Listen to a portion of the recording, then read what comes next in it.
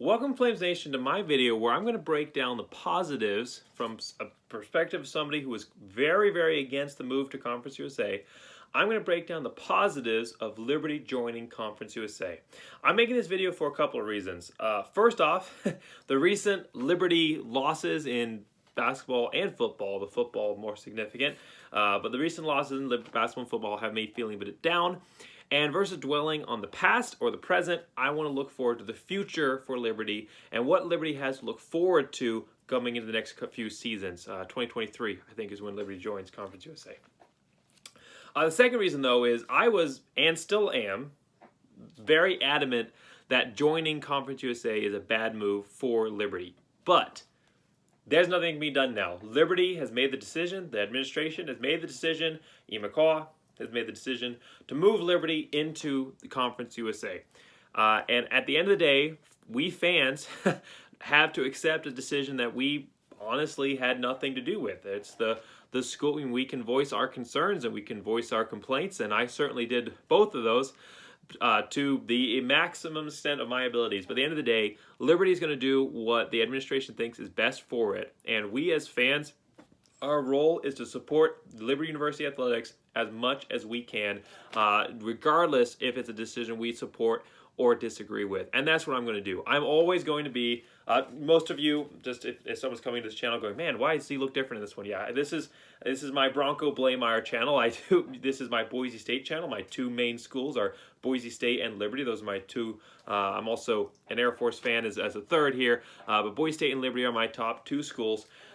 But I've recently done two videos here where I talked about why Liberty joining Conference USA is a bad thing. I thought that YouTube would be the best way to reach as many people as quickly as possible. So I usually try to keep my Bronco Bleymaier for my Boise State side and my Mr. Exclamation Point, that's my Liberty side, separate. I keep the Liberty Exclamation Point to my article writing and the Bronco Bleymaier to my YouTube channel, but decided to merge them together for this one crucial cause here. So I did a video talking about why Liberty joining Conference USA would be a mistake. And then I did a video negating or taking 10 reasons that people have put in favor of joining Conference USA as reactions to my video, direct responses to my arguments. And then I went through and I negated those 10 arguments, or I think I negated them. I thought I did a pretty good job. But that was the point of that second video. Now I want to do a third video in this series where I wrap this all up. Because like I said, at the end of the day, true Flames fans are going to support their team no matter what, whether they're disappointed or whether the team made a move that they wanted to. And this is a very polarizing issue. An ASOR poll that got thousands of votes on it, a Sea of Red poll. That's the site I write for Flames Nation, through my Mr. Exclamation Point supporting Liberty Flames. That's where I write my 3 keys to the game and my reviews of the game for Liberty. The site, stomach this right here, the poll on that site, that polled all of Flames Nation, had over multiple votes, of thousands of votes on that, split almost 50-50. So this is an issue that has the fan base very divided. So this is really more for the people that ended up on my side of the aisle on this, saying, hey, I know we're angry, I know we're upset. It's been about almost 2 weeks now since Liberty's made the decision, or came out officially, made the decision that they were moving to Conference USA. So it's almost 2 weeks now. We've had our time to mourn, we've had our time to walk around in our sackcloth and ashes and grumble and moan, and now it's time to reassess and move forward in the future as Liberty's athletic programs are going to do. So I'm going to break down 3 reasons in light of my, in the same spirit of my Keys to the Game articles. This is going to be 3 reasons why joining Conference USA is a positive, and a big positive, for Liberty. Overall, and I want to make it clear, and the last time you hear me mention it, overall I still think this is a bad move for Liberty. I think independence is the way to establishing Jerry Falwell's goal for Liberty to be for Baptists or for evangelical Christians, what BYU is for Mormons and what Notre Dame is for Catholics. But this is the path that the administration has chosen, so we're going to embrace it. So let's get into previewing these, or looking at these 3 reasons for hope and 3 positive reasons for joining Conference USA. So first off, who's Liberty going to be with in this new conference? Well, right now, and with the two schools deciding that they're not going to be joining the MAC here in MTSU, and I think it was Western Kentucky, we're both thinking about that. So the new conference here that Liberty's going to be joining, it's not going to look anything like the current Conference USA. We're going to have FIU, Louisiana Tech, UTEP, Western Kentucky, and MTSU, Middle Tennessee. Those 4 teams there, or 5 teams there, are going to be holdovers from the old conference. Then Liberty is going to be joining. Sam Houston from the FCS is moving up. Jacksonville State is going to be moving up for the FCS. And then we're also going to be getting New Mexico State. UMass and UConn are also in the works for potentially coming and joining Liberty, but no official word yet, at least as the making of this video. No official word on whether those 2 teams are going to be joining this conference. So that's who Liberty's going to be looking at. So yes, overall, it's not a super strong conference. It is the weakest. It would still be at this point the weakest conference in college football, at least. But there is some big boost. First off, is that it is a big boost for Liberty's non-football sports. 17 out of 20's current 17 out of 20 of Liberty's current athletic programs are in the ASUN. So this is a big step up from the ASUN moving into Conference USA for Liberty's non-athletic sports. The exceptions here is that football is an independent, field hockey is in the Big East, and swimming and diving are in the Coastal Collegiate Conference. Note on the field hockey team, tomorrow, I guess I'm making this video so late in the night that it's actually today, is going to be competing for a national championship. So that is a chance here that the field hockey team is going to be getting a national championship, which I believe would be the first national championship in any sport for Liberty. So that's a big, big win if Liberty can get that. And it's a big win that they've been able to get to this point. The main point here, though, is that it is a big step up. All 20 of Liberty's athletic programs would be moving into Conference USA. I guess field hockey being in the Big East would be good where they're at. So maybe that's a step down. I don't know what the Conference USA's field hockey program is like, but overall, at least out of those other 17 programs, this is a big step up moving from the ASUN to Conference USA. It's especially a big step up, and this is probably one of the biggest determining factors. I know it is a big reason that Liberty's basketball staff was in favor of this, is that the basketball gets a huge step up in this. Currently, and all of this will change when the new teams join and a lot of the old teams leave, but currently, out of all the basketball conferences in the country, the ASUN is ranked 23rd. Conference USA is actually in the top 10. They're ranked 7th. Out of all the top conferences in college football, the current Conference USA is ranked 7th. And out of the teams that are going to be left, we're still going to have number 2 and number 3, the second and third best team in Conference USA teams in Conference USA based on the preseason poll. So Louisiana Tech, who was second in the preseason poll, and Western Kentucky, who was third in the preseason poll, are still going to be in the conference here. As far as what is left, as far as highlights at least of what's left, UTEP hasn't been a great program recently, but they have won a national championship in the 1963-64 season. So it is a team with pride and with legacy and with heritage here, who's been around for a while. I don't know if you would call them a blue blood of basketball. I don't think you would go that far at all, but they are an established program. So they are a program that has won in the past and can win in the future here. New Mexico State is probably the best team in the conference now for basketball. They've been a real powerhouse. They have been to the tournament, the NCAA tournament, the 6 out of the last 10 seasons. And that includes, of course, this 1 year that we had COVID and the season got canceled. So really, probably would have been 7 out of 10. So it's really 6 out of the last 9 because one of those seasons didn't really count. So New Mexico State is a good basketball program. And that's going to be a huge step up for what Liberty usually plays on their conference schedules. Again, I'm not super excited about the football matchups, but the basketball is going to be awesome. I mean, I root on, I support, and I watch as many Liberty basketball games as I can. A lot of times my flying schedule gets in the way, but I watch as many Liberty basketball games as I can. But when they're playing these little tier teams that they're going to destroy, it's not that much fun. This is going to be definitely much more of a challenge here in Conference USA and a much better a bid here for Liberty coming out of that conference. And then Sam Houston has been to the finals. So Sam Houston has been to the finals. They've lost both of them, but they've been to the finals twice out of the last 20 years. So 2002, 2003, and 2009, 2010 went to the NCAA basketball finals there, so the championship. So there's some teams here with some real legacy and some real history of performing at elite level in basketball that Liberty's going to be competing with. So there's a path here that Liberty, right now in the ASUN, the only way that Liberty gets into the NCAA tournament, which they have, I think it's 3 out of the last 4 years, and one of those was a COVID year, so it doesn't count.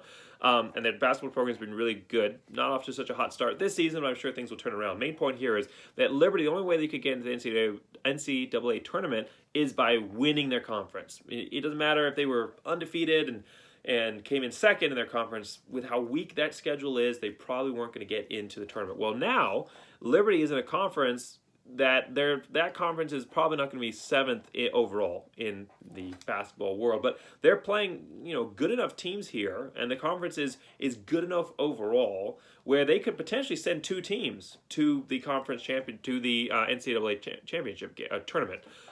So Liberty doesn't necessarily just have one path to the tournament. They could potentially, winning the conference is obviously the goal, but coming in second, or having a good enough overall record here might be enough for Liberty to be able to get in. So the paths, the branches, the routes that Liberty can take to get to the championship are much more expanded in this Conference USA mode. So this is a big win for basketball and a big boost for the rest of Liberty's non-football sports. So big boost for Liberty's non-football sports. That's number one positive here. The second positive is a chance to establish conference rivals. It was brought up. It was a good point. I countered it, not necessarily countering that Liberty doesn't need rivals. My counter was that Liberty could establish rivals as an independent, just as BYU has. But the point that Liberty needs to establish rivals is a good one, and conference rivals is obviously the easiest way to go because there's already going to be some conflict of interest there already when you have conference teams playing each other. So we look at these conference rivals. Unfortunately, with the current setup, there really isn't any regional rivals for Liberty. The closest regional teams would be Western Kentucky or Middle Tennessee. Those would be the closest schools to Liberty, but no schools in Virginia or North Carolina or West Virginia or any of this right there next to Liberty. So Western Kentucky and Middle Tennessee are close-ish enough that there potentially could be some regional rivalry created there. It's close enough that fans could drive. It'd be a little bit of a haul, but it's close enough that fans could drive to those games. And then when you look at teams that are as far a big part of creating rivalries are who are you competing with at the top. Right now I know Liberty lost to Louisiana in not the best ways, and maybe isn't looking like quite as an elite a team as a lot of people thought they did last season. But I still believe that Liberty is not necessarily a top-tier group of 5 right now, but they are above average. They are moving into that top section of the group of 5. And none of these teams that are left in Conference USA are anywhere close. They're all bottom feeders. Every single one of these teams are that, as far as football goes, with the exception of maybe UTEP, who's actually had a pretty good year this year, every single one of them is a bottom feeder in college football. We've got 2 FCS schools that are good FCS schools, but you never know how that jump's going to happen to FBS. And every other FBS team here is a true bottom-of-the-barrel team for the college football world. But there are 2 potential schools here that could rise to being a challenger to Liberty. I think Liberty's just going to own this conference, basically. But there are 2 schools that could rise to being challengers for Liberty in Conference USA. One of those is Louisiana Tech. Louisiana Tech, they haven't been consistent, and they aren't having a good year this year, and they didn't have a good year last year or the year before that. So they haven't been consistent, but they do have the program. They do have the facilities. They have the legacy. It's a team that when Boise State was playing them in the WAC, those games were always, well, not always, but most of the time were pretty close. So Louisiana Tech is a team that I've watched over the years, and they've had some good seasons, and they've had some good players and some good coaches, and I just think that especially in this environment, I think they're going to have some great seasons as far as record goes against this competition. I mean, I think that Louisiana Tech could be looking at maybe 1 or 2 losses conference-wise at the end of the year based off of what they have in this conference. So that is a team that might challenge Liberty, that Liberty could look to as a potential rival. I know that Boise State and Louisiana Tech, I wouldn't necessarily call them rivals, but they had a good back and forth series going between those two programs. And I think Liberty could establish a similar kind of thing there. And then Sam Houston State is a real wild card. One of the top teams in the FCS over the last few seasons, especially this year. So one of the top teams in the FCS, you never know how a team's going to handle that jump to the FBS. Usually, even if they're good at the FCS level, they're not good at the FBS level. The level of play and the level of recruits and just everything at the FBS level, it's a completely different ball game. It's not high school to college. It's it's a closer gap than that, but it is a completely different level of football. But if Sam Houston can manage to maintain the level of success that they've had, and if their success, their FCS success, can translate to the FBS at even at 80%, 75% success rate, they're going to be a challenger for Liberty here.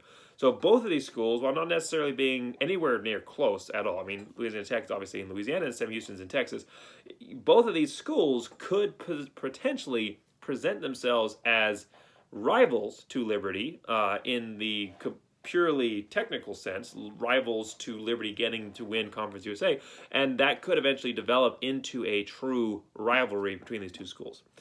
But honestly, who do I think is most likely going to be Liberty's rival? And you might laugh at this, but based on series history so far, and when taking in other sports factors, because now that Liberty is in a conference, all the sports are playing each other all the time, and while football is going to be that main flagship sport of any good program, any good collegiate program, while football is going to be the main focus and emphasis, the other sports are going to contribute as well, and especially basketball. Basketball is a big emphasis for Liberty as well. So the school that I think is going to be the main potential here, at least to start off with, for a rival for Liberty, your potential rival, is actually New Mexico State. New Mexico State and Liberty have actually played each other 4 times over the last since 2018. So the first matchup was in 2018. They played twice in 2018 and twice in 2019, and they have another game scheduled in 2022 before the Flames join the what is New Mexico State's mascot? I can't even think of it right now.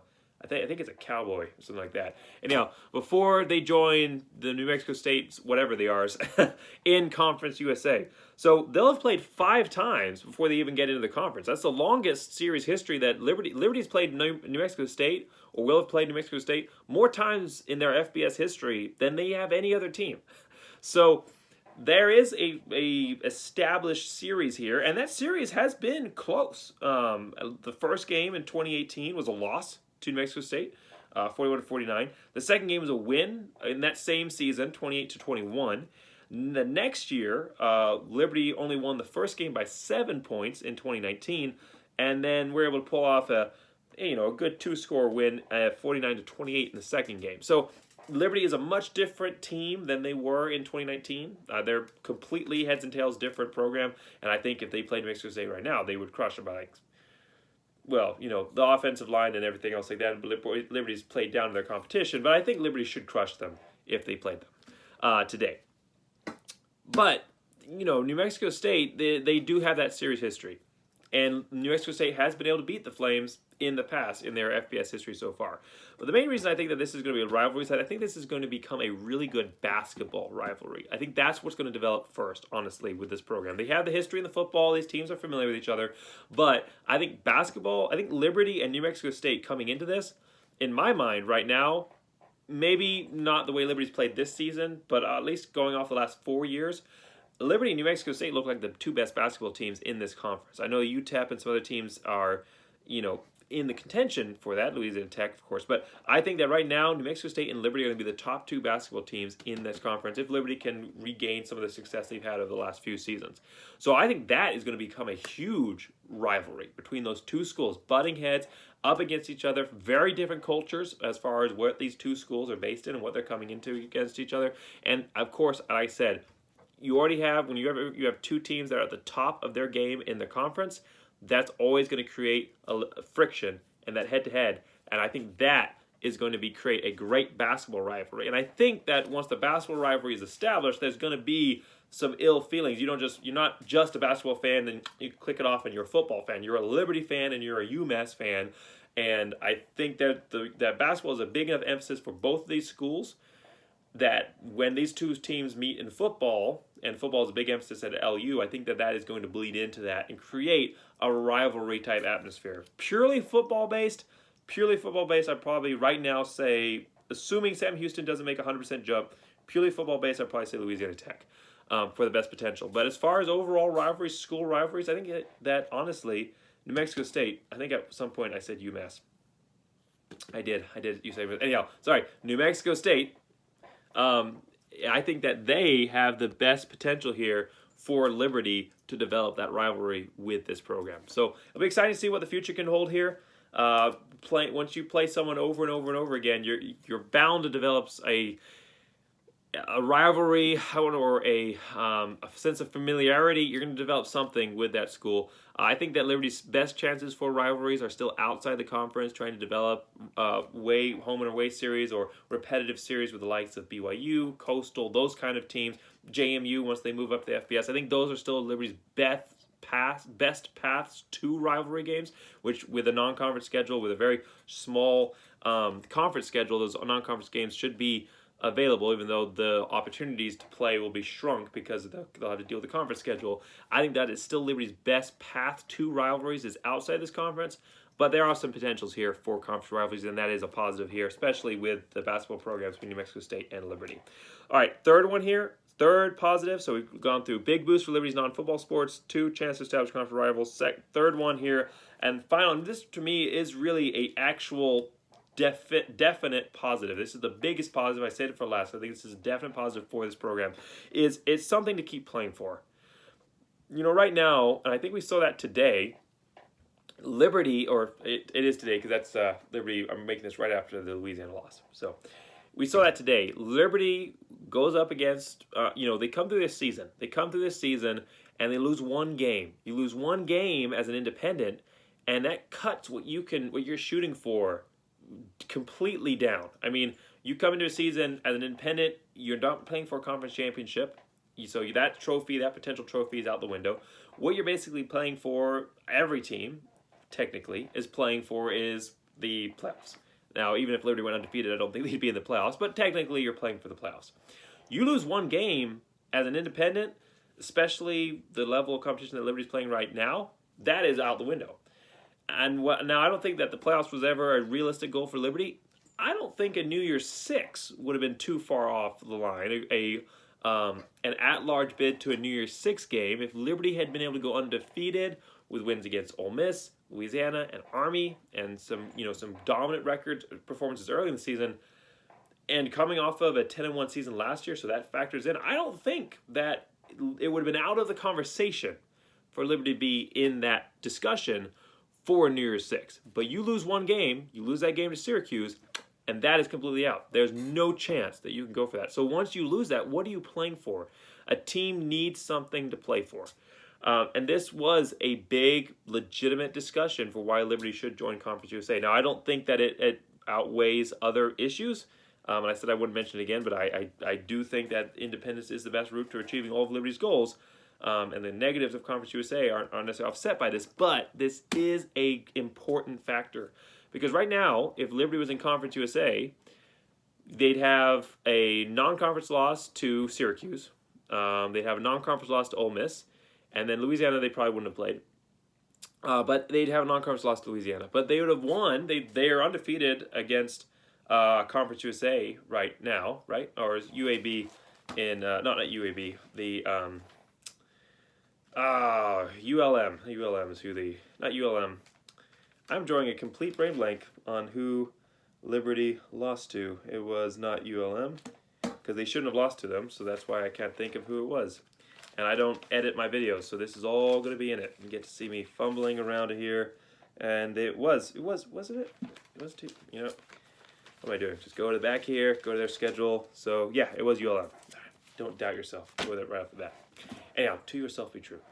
Anyhow, so Liberty, their only loss would here be to ULM, but again, that's a team that's in the Sun Belt, not Conference USA. So Liberty would still have a lot to play for right now. They would have a chance to play for a Conference USA championship game. That would still be on the line. And then, there'd be the ramifications of winning that game, the top bowl game out of Conference USA, which, again, isn't great. But, there would be that line to keep the team focused. What do you keep a team focused on if the one loss destroys their entire season as an independent?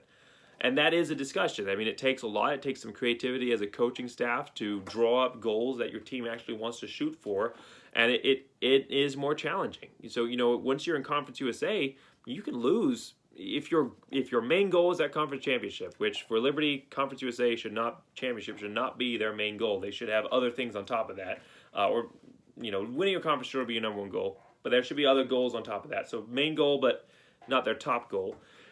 Or highest goal. But anyhow, main goal, winning that conference championship game, you could conceivably lose, especially non-conference wise, you could lose 3 or 4 games and still get that goal. So you could still have something to play for at the end of the season with a 7-3 record than you are right now as an independent right now, where Liberty is looking at what are they playing for. Either they go and they play Army, they want to finish the season strong. Whether they beat Army or not, they're still probably playing in the same bowl game, whatever that ends up being, lower tier bowl game. So that is a legitimate reason for joining Conference USA, is trying to find something that the team can keep focused and pushing for, even if they lose out on some early season games that they should win. Because you never want to be in a place where one loss in your first 4 games destroys your entire season. You never want to be in that spot. You always want to have something to play for. And I think that's something that Hugh Freeze was thinking about when he pushed for Liberty to join Conference USA. And I agree that is a huge positive. Like I said, I don't think it outweighs all the negatives, but that is a significant positive to Liberty joining Conference USA. Just being able to stay focused through 1 or 2 or even 3 losses and keep shooting for that end prize and keep the team focused on the end objective. So that's my 3 positives. Sorry for the stumble there down the stretch where I couldn't remember who Liberty had lost to. I'm so focused on the future, I'm already forgetting all the losses. It doesn't matter. Moving on. 0-0 every week. Anyhow, that's my video. Thanks for watching it. I went through the 3 positives that Liberty had 3 positives of Liberty joining Conference USA. Big boost for Liberty's non-football sports. Chance to establish conference rivals and something to keep playing for. I'll put this into a YouTube playlist of because this is the culmination of those 3 videos. Obviously, the first 2 are negative, and they're longer because they negate reasons for joining Conference USA, which I think there are more reasons against it than there are positives. But I wanted to end it in a fashion that wrapped everything up, put a nice bow on it, and allowed us as fans, even those opposed to this move, to move forward with some positive feelings and some hope as we continue to support and embrace our Flames, no matter what, moving forward into the future. So thank you for watching this video. Make sure you like and subscribe. It is not all Boise State stuff. Boise State is my focus. I'm Bronco Bleymaier on this channel, but I do a top 10 games of the week preview where I go through the top 10 games of each week of college football. I give you the previews of the matchup. I give you what ESPN's saying the matchup result's going to be, what Vegas is saying. I give you top players of the game, a little bit of preview of each of the games, and I give my prediction. Liberty's been in several of those. And then I'm also going to be doing and this is probably why you really want to like and subscribe, because I'm going to be doing a bowl game matchup. Liberty's definitely going to a bowl game this season. I'm going to be doing a bowl game preview for all the bowl games in college football. That's my goal, and I'll be breaking them down by independents, and I'll be breaking them down by conference championship games, conferences and independents, all of them. Put them all together and go through. My goal is to have Chad Hansen from SC of Red join me for breaking down Liberty's bowl game and the other independents. So definitely make sure you like and subscribe. Thank you for watching this video. I end every video, go Broncos, but I also want to end this video, go Flames!